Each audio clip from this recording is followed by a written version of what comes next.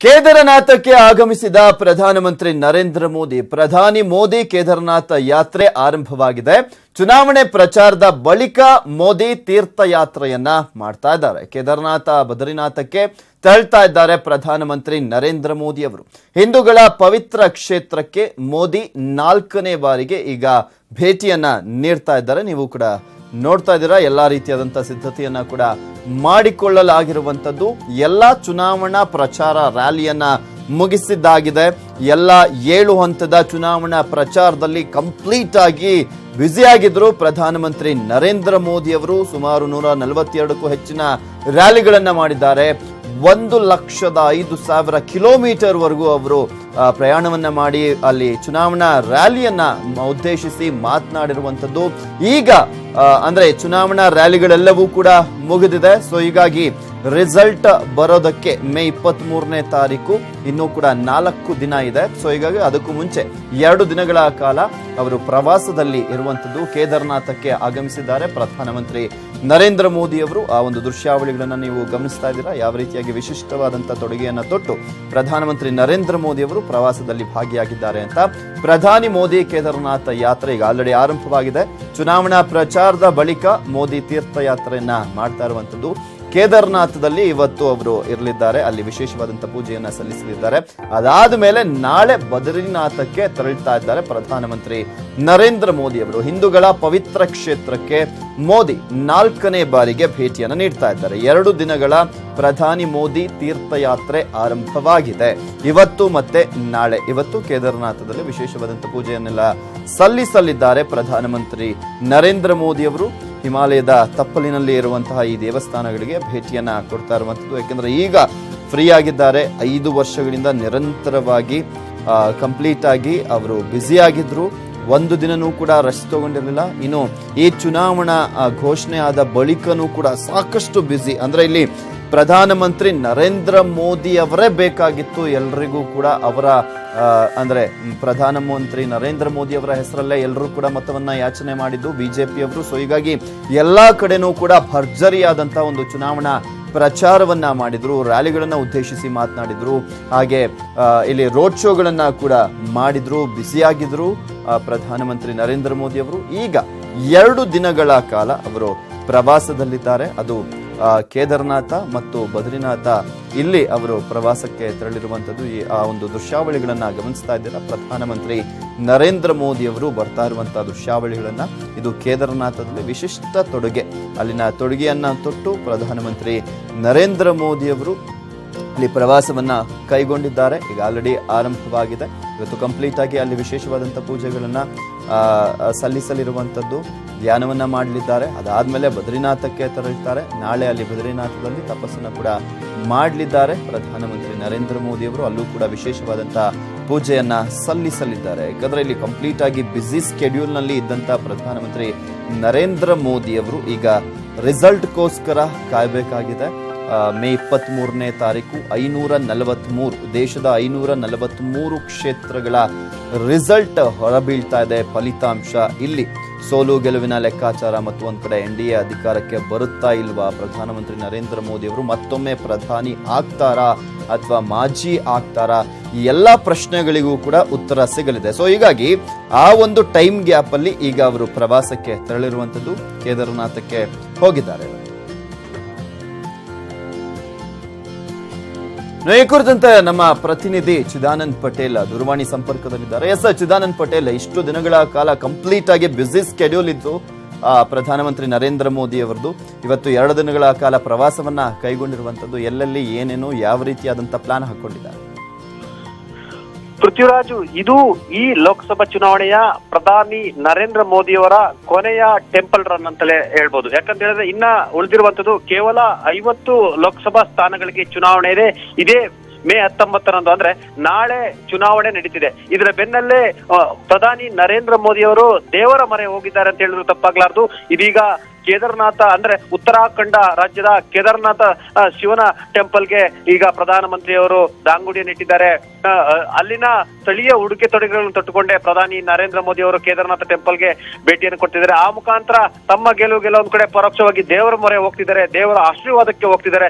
ಉಳಿದಿರ್ತಕ್ಕಂಥ 50 ಸ್ಥಾನಗಳ ಮೇಲೆ ಕಣ್ಣಿಟ್ಟಿರ್ತಕ್ಕಂಥ ಪ್ರಧಾನಿ ನರೇಂದ್ರ ಮೋದಿ ಅವರು ನಿನ್ನೆ ಅಷ್ಟೇ ಬಿಜೆಪಿಯ ರಾಷ್ಟ್ರೀಯ ಅಧ್ಯಕ್ಷ ಅಮಿತ್ ಶಾ ಜೊತೆ ಸುದ್ದಿಗೋಷ್ಠಿ ನಡೆಸಿದ್ರು. ಇವತ್ತು ಬೆಳಿಗ್ಗೆಯಿಂದಲೇ ಪ್ರಧಾನಿ ನರೇಂದ್ರ ಮೋದಿ ಅವರು ಟೆಂಪಲ್ ರನ್ ಆರಂಭಿಸಿದ್ದಾರೆ.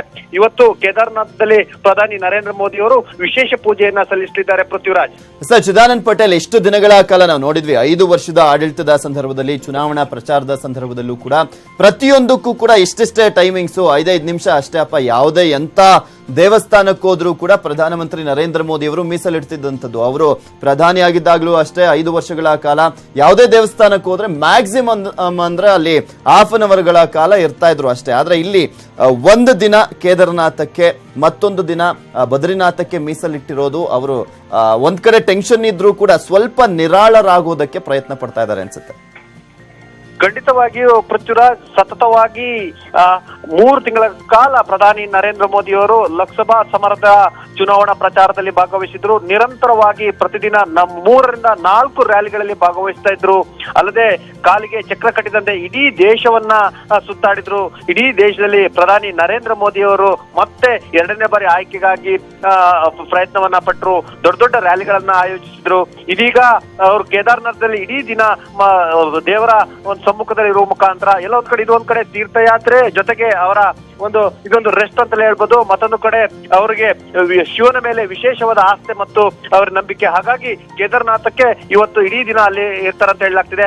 ನಾಳೆ ಬದ್ರಿನಾಥ್ ಕೂಡ ಪ್ರಧಾನಿ ನರೇಂದ್ರ ಮೋದಿ ಅವರು ತೆರಳಲಿದ್ದಾರೆ. ಪೃಥ್ವಿರಾಜ್. ಸರ್, ಚಿದಾನಂದ್ ಪಟೇಲ್, ಮತ್ತೊಂದು ಅಂದ್ರೆ ನಮ್ಮ ದೇಶದ ರಾಜಕಾರಣಿಗಳನ್ನ ನೋಡಿದೀವಿ ನಾವು. ಯಾವುದೇ ಸಿಎಂ ಆಗ್ಲಿ ಅಥವಾ ಪ್ರಧಾನಿಗಳಾಗಿದ್ದಂಥವ್ರಾಗ್ಲಿ ಅಥವಾ ಇನ್ನು ಪ್ರಧಾನಿ ರೇಸ್ ನಲ್ಲಿ ಇದ್ದಂಥವ್ರಾಗ್ಲಿ, ಇನ್ನು ಪ್ರಮುಖ ರಾಜಕಾರಣಿಗಳಾಗ್ಲಿ, ಎಲೆಕ್ಷನ್ ಮತದಾನ ಆಗ್ತಿದ್ದ ಹಾಗೆ, ರಿಸಲ್ಟ್ಗೂ ಇನ್ನು ಟೈಮ್ ಇರ್ತಿದ್ದ ಹಾಗೆ ಎಲ್ಲೋ ಒಂದ್ ಕಡೆ ರೆಸಾರ್ಟ್ ಗಳಿಗೆ ಹೋಗ್ತಾರೆ ಅಥವಾ ಫಾರಿನ್ ಟ್ರಿಪ್ಗೆ ಹೋಗ್ಬಿಡ್ತಾರೆ. ಆದ್ರೆ ಪ್ರಧಾನಮಂತ್ರಿ ನರೇಂದ್ರ ಮೋದಿ ಅವರ ಪ್ಲಾನ್ಗಳೇ ಒಂದ್ ರೀತಿಯಾಗಿ ವಿಶಿಷ್ಟವಾದಂಥದ್ದು. ಅದರಲ್ಲೂ ನಾಳಿನ ಒಂದು ಏನು ಎಲೆಕ್ಷನ್ ಇದೆ ಅದರ ಮೇಲೂ ಕೂಡ ಇದು ಸ್ವಲ್ಪ ಮಟ್ಟಿಗಾದ್ರೂ ಪರಿಣಾಮ ಬೀರಬಹುದು ಅನ್ಸುತ್ತೆ.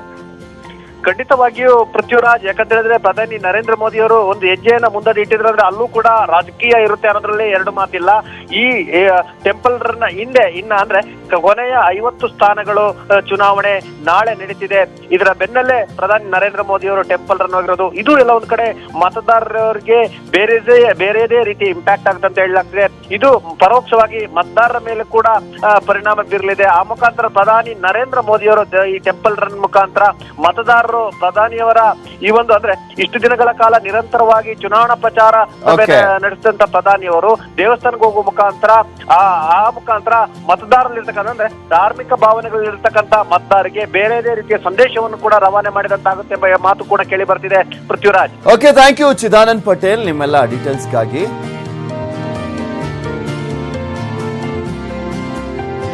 ನೋಡ್ತಾ ಇದ್ದೀರಾ ನೀವು ಕೂಡ, ಪ್ರಧಾನಮಂತ್ರಿ ನರೇಂದ್ರ ಮೋದಿ ಅವರು ಕೇದಾರನಾಥ ದೇವಸ್ಥಾನಕ್ಕೆ ಈಗಷ್ಟೇ ಬಂದರು. ವಿಶೇಷವಾದಂತಹ ಪೂಜೆಯನ್ನ ಸಲ್ಲಿಸಲಿದ್ದಾರೆ. ಇಷ್ಟು ದಿನಗಳ ಕಾಲ ಕಂಪ್ಲೀಟ್ ಆದಂತ ತುಂಬಾ ಬ್ಯುಸಿಯೆಸ್ಟ್ ಸ್ಕೆಡ್ಯೂಲ್, ನಮ್ಮ ಇಂಡಿಯಾದಲ್ಲಿ ತುಂಬಾ ಬ್ಯುಸಿಯೆಸ್ಟ್ ಸ್ಕೆಡ್ಯೂಲ್ ಇದ್ದಿದ್ದು ಅಂದ್ರೆ ಅದು ಪ್ರಧಾನಮಂತ್ರಿ ನರೇಂದ್ರ ಮೋದಿ ಅವರಿಗೂ. ನಿಮಗೂ ಕೂಡ ಚೆನ್ನಾಗಿ ಗೊತ್ತಿದೆ ಎಲ್ರಿಗೂ ಕೂಡ, ಯಾಕೆಂದ್ರೆ ಯಾವುದೇ ದೇವಸ್ಥಾನಕ್ಕೆ ಆಗ್ಲಿ, ಎಂತಹ ದೊಡ್ಡ ದೇವಾಲಯಕ್ಕೆ ಹೋದಂತಹ ಸಂದರ್ಭದಲ್ಲೂ ಕೂಡ ಮ್ಯಾಕ್ಸಿಮಮ್ ಅವರು ಅಲ್ಲಿ ಕಾಲವನ್ನ ಕಳೀತಾ ಇದ್ದಿದ್ದು ಅಂದ್ರೆ ಅರ್ಧ ಗಂಟೆಗಳ ಕಾಲ ಕಳೀತಾ ಇದ್ರು. ಆದ್ರೆ ಇಲ್ಲಿ ಕಂಪ್ಲೀಟ್ ಆಗಿ 2 ದಿನಗಳ ಕಾಲ ಒಂದು ಕೇದಾರನಾಥಕ್ಕೆ ದೇವಸ್ಥಾನಕ್ಕೆ ಅವರು ಮೀಸಲಿಟ್ಟಿರುವಂತದ್ದು, ಮತ್ತೊಂದು ದಿನ ಬದ್ರಿನಾಥಕ್ಕೆ ಮೀಸಲಿಡ್ತಾ ಇದ್ದಾರೆ. ಇಲ್ಲಿ ಅಂದ್ರೆ ಇಷ್ಟು ದಿನಗಳ ಕಾಲ ಬ್ಯುಸಿ ಆಗಿದ್ದಂತ ಪ್ರಧಾನಮಂತ್ರಿ ನರೇಂದ್ರ ಮೋದಿ ಅವರು 2 ದಿನಗಳ ಕಾಲ ಏನೇ ಒತ್ತಡಗಳು, ಟೆನ್ಷನ್ಗಳು ಏನೇ ಇದ್ರೂ ಕೂಡ 2 ದಿನಗಳ ಕಾಲ ಅವರು ಪ್ರವಾಸದಲ್ಲಿ ತೊಡಗಿದ್ದಾರೆ, ನಿರಾಳರಾಗ್ತಾ ಇದ್ದಾರೆ. ಯಾಕಂದ್ರೆ ನಾವು ಸಾಕಷ್ಟು ರಾಜಕಾರಣಿಗಳನ್ನ ನೋಡಿದೀವಿ, ಎಲ್ಲೋ ಒಂದ್ ಕಡೆ ಅದ್ ಎಷ್ಟೇ ತಲೆ ಬಿಸಿ, ಮತ್ತೊಂದ್ ಕಡೆ ಲೆಕ್ಕಾಚಾರಗಳು ಇರುತ್ತೆ, ಮತ್ತೊಂದ್ ಕಡೆ ಇಲ್ಲಿ ನಾಳೆ ವಾರಣಾಸಿ ಕ್ಷೇತ್ರಕ್ಕೆ ಚುನಾವಣೆ ಕೂಡ ನಡೀತಾ ಇದೆ.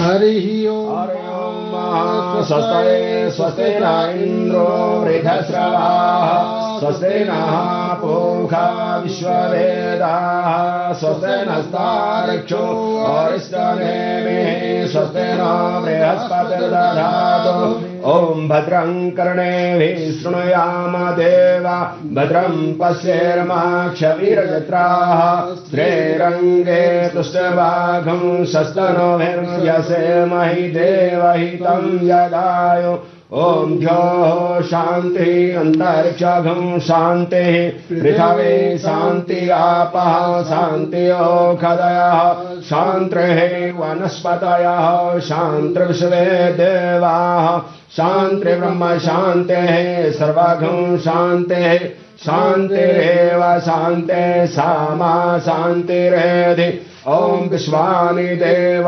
सवितुरितानि पराशुव यद्भद्रं तन्नाशुव ओम शान्तिः शान्तिः सुशान्तिर्भवतु सर्वारिष्टशान्तिर्भवतु ज्ञानकुसुम आवाहनं समर्पयामि।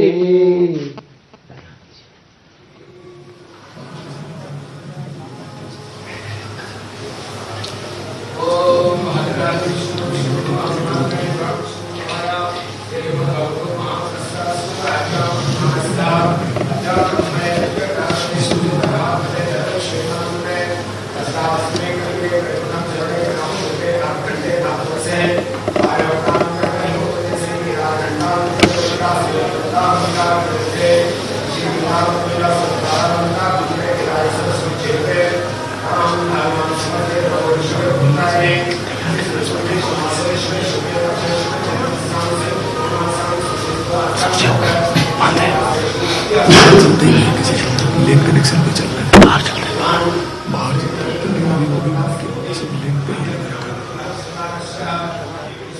देश के कल्याण के लिए भगवान से अर्चना की है, भगवान से मांगा है निश्चित तौर पर, क्योंकि अगर प्रधानमंत्री को देखें तो उनका